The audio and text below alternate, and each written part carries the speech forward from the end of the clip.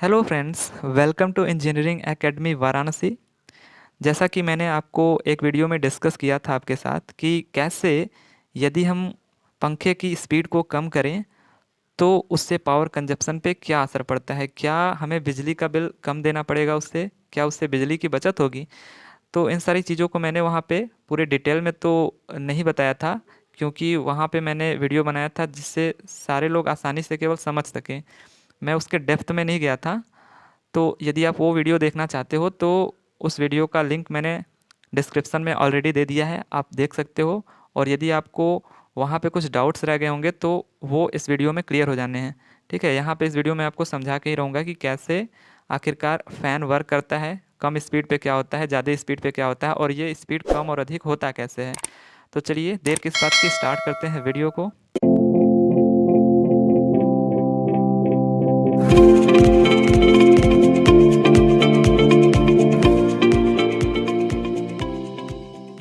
Guys, ये basically diagram है, circuit diagram electric type का। ठीक है, और मैं आपको अभी दिखा दूं कि इसके अंदर का जो देखिए पार्ट था वो मैंने खोल दिया है अब।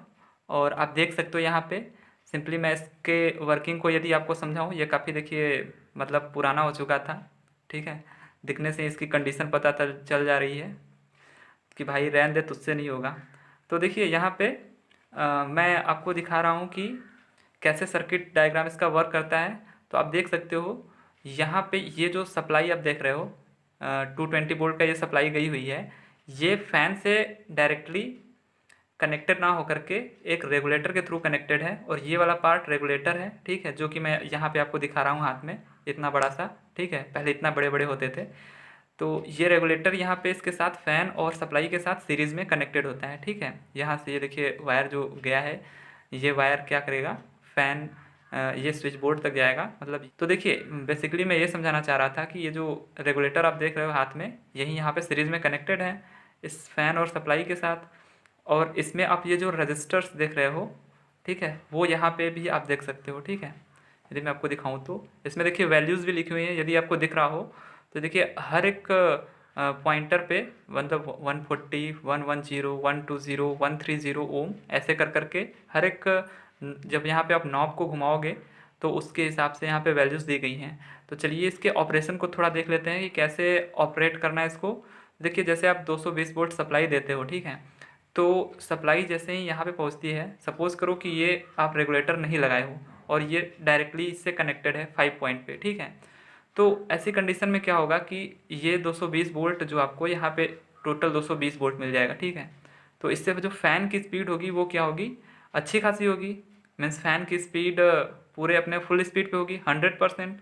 जबकि वहीं क्या होगा यदि मैं यहाँ पे एक रेगुलेटर लगा दूँ और इसका जो नॉब था, मतलब ये जो पॉइंटर है, ठीक है, उसको क्या करूँ मैं 1 पे कर दूँ। अभी फ़िलहाल में जब 0 पे होता है तो ये कट होता है, बेसिकली यहाँ पे क्या है, कट है। ठीक है, जब ये 1 पे जाता है तो 1 पे क्या होगा जी, इसको देखिए इतने सारे रेजिस्टेंसेस दिखेंगे। अब यदि मैं आपको यहाँ पे दिखाऊँ तो ये इसका रेजिस्टेंस वाला पार्ट है। अब जब यहाँ पे देखिए जो नॉब है इसको मैं क्या करूँ, देखिए अभी ये फ़िलहाल में क्या है जी, यहाँ पे देखिए ये 0 पर है। ठीक है, आप देख सकते हो जैसे मैं इसको 1 पॉइंट पे करूँगा, ठीक है, तो क्या होगा, यहाँ पे देखिए आपको दिख सकता है कि ये 1, 2, 3, 4 और 5 ऐसे पॉइंट हैं।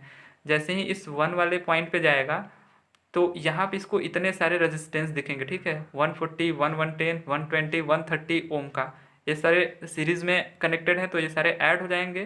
तो इतने अमाउंट का रेजिस्टेंस हम ये फेस करेगा फ़ैन। ठीक है, सप्लाई से जो करंट जा रही है फ़ैन तक पहुंचने में इतने सारे रेजिस्टेंसेस को फेस करेगा, ये जो आप देख रहे हो।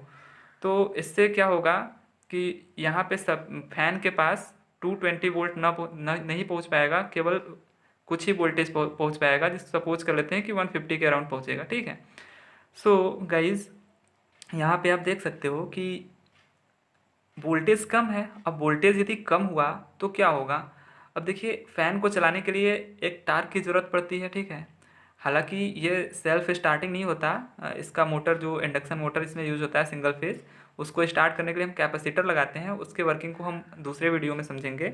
बट यहाँ पे मैं आपको जो बताना चाहता हूँ कि इसको देखिए घूमने के लिए टार्क की ज़रूरत पड़ती है, और टार्क जो होता है वो स्क्वायर ऑफ द वोल्टेज के प्रोपोर्शनल होता है। मतलब जो स्पीड भी होती है वो वोल्टेज के क्या होती है जी, प्रोपोर्शनल होती है।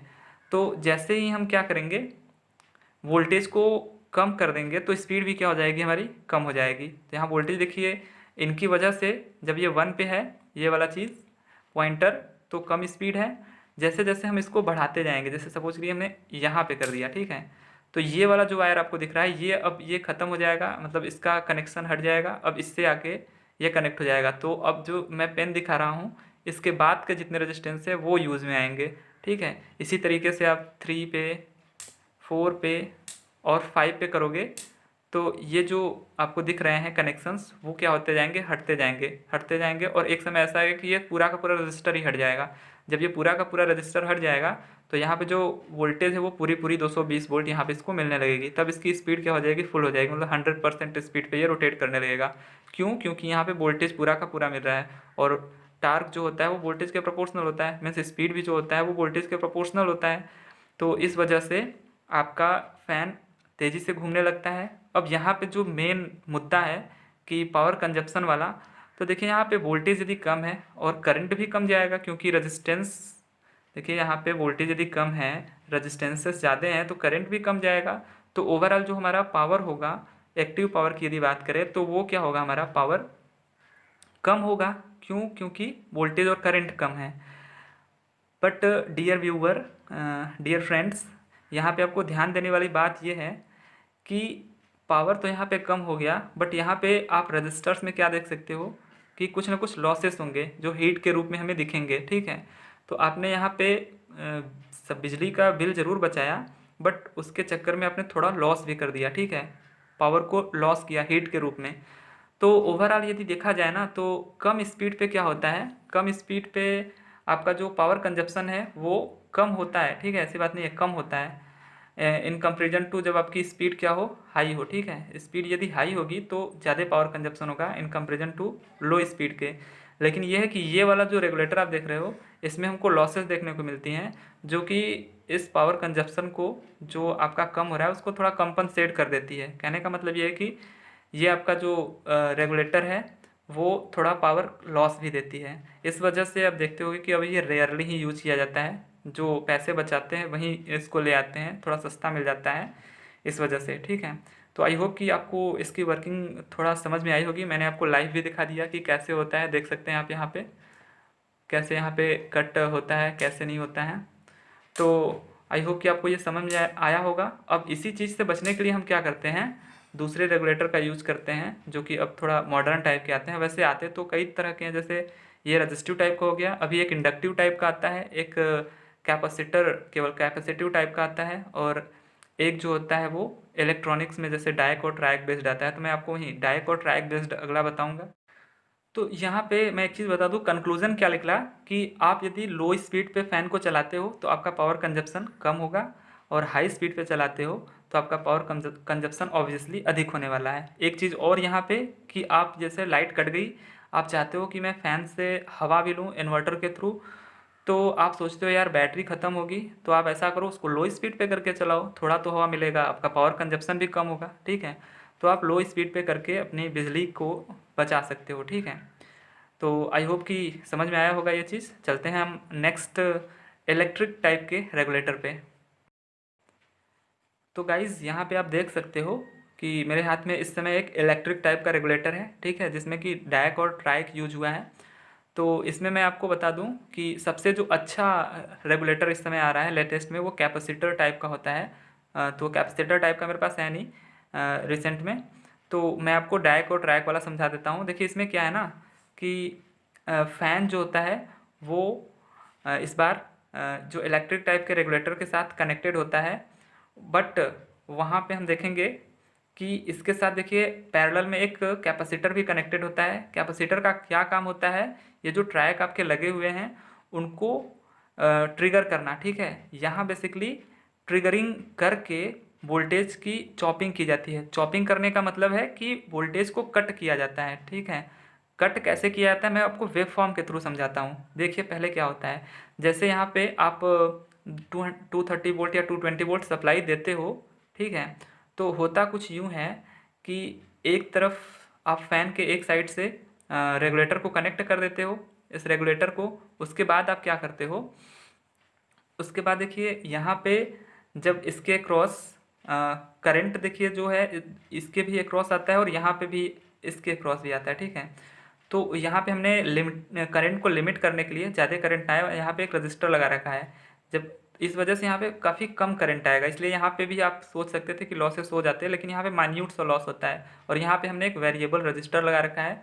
अब यही वेरिएबल रजिस्टर्स को हम क्या करते हैं, जो हम पॉइंटर के थ्रू 1 2 3 4 करके स्पीड को कम या अधिक करते हैं। तो वो कैसे करते हैं, जब इसको सपोज करिए वेरिएबल जो रजिस्टर है वो अभी इस तरीके से है, जैसे 1 पे मान लीजिए, सपोज करिए 1 पे है, यहाँ पे 1 पे, तो उस समय पे इसको काफ़ी रजिस्टर्स नज़र आ रहे होंगे, मतलब काफ़ी अमाउंट का रेजिस्टेंस नज़र आ रहा होगा।